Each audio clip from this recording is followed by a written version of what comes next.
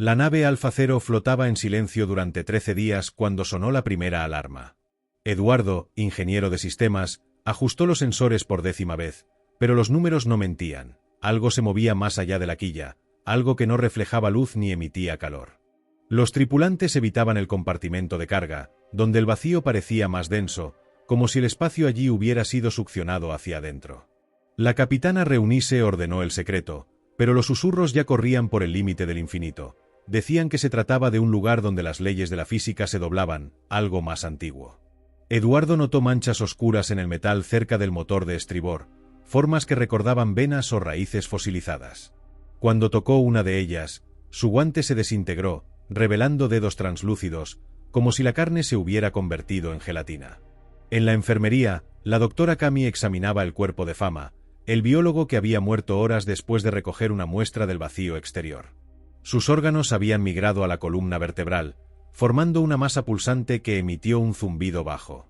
Nadie explicó cómo había salido del laboratorio sellado.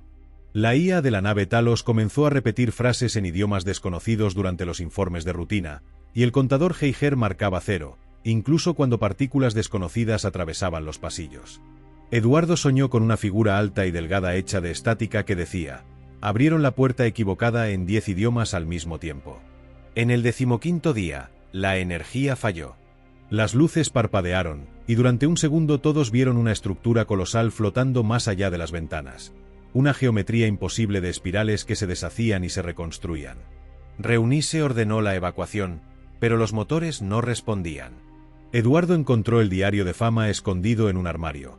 Páginas garabateadas con ecuaciones que demostraban la existencia de algo que utilizaba agujeros púrpuras como puentes.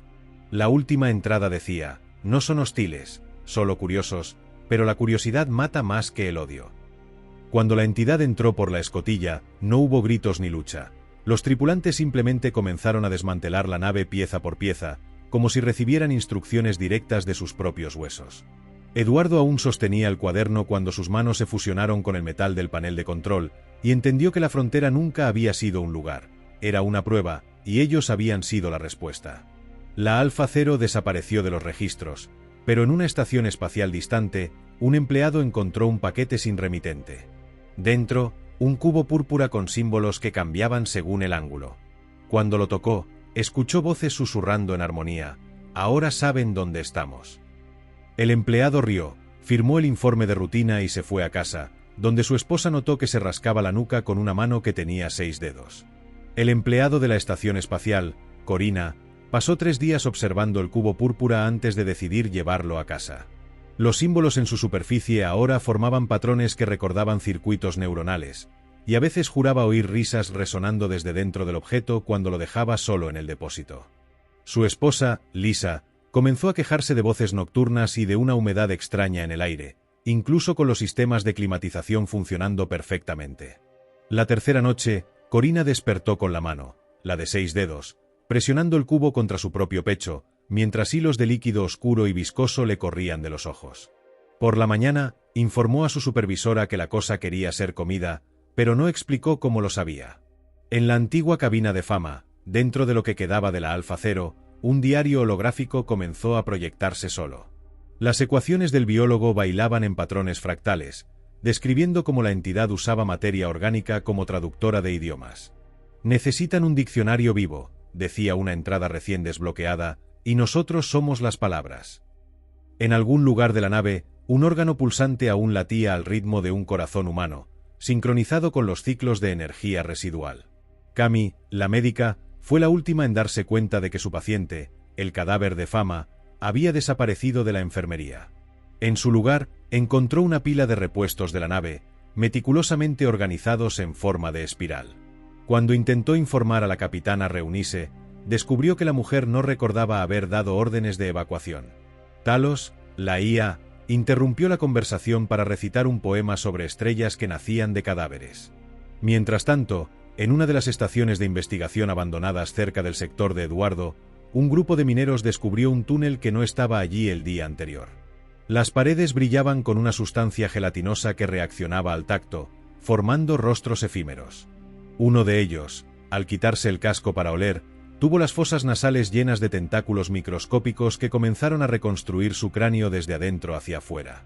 Sus gritos fueron registrados como interferencia cósmica por los sensores de la nave más cercana. Corina, ahora con la piel adquiriendo una textura esponjosa, llevó el cubo a la sala de reuniones de la estación.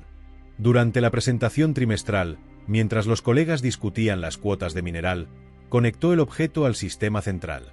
Las pantallas de datos se derrumbaron en patrones de interferencia que formaban frases en latín, sánscrito y un idioma que solo existía en los sueños. Antes de ser contenido, susurró, «Están aprendiendo a hablar por nosotros».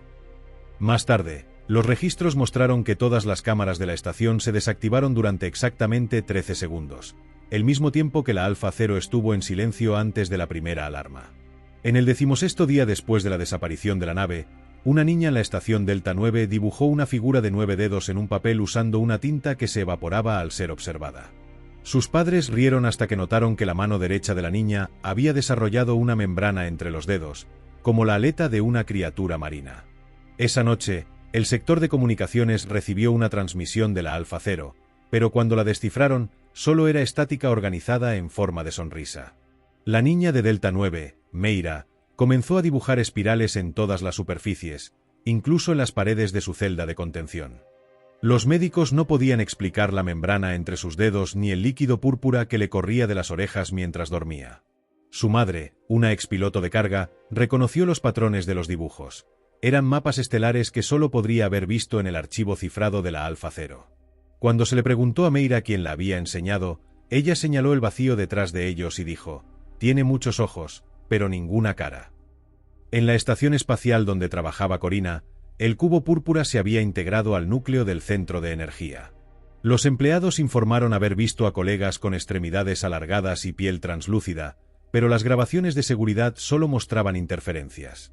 Un equipo de mantenimiento enviado para inspeccionar el reactor desapareció, dejando atrás uniformes vacíos llenos de una sustancia que parecía respirar.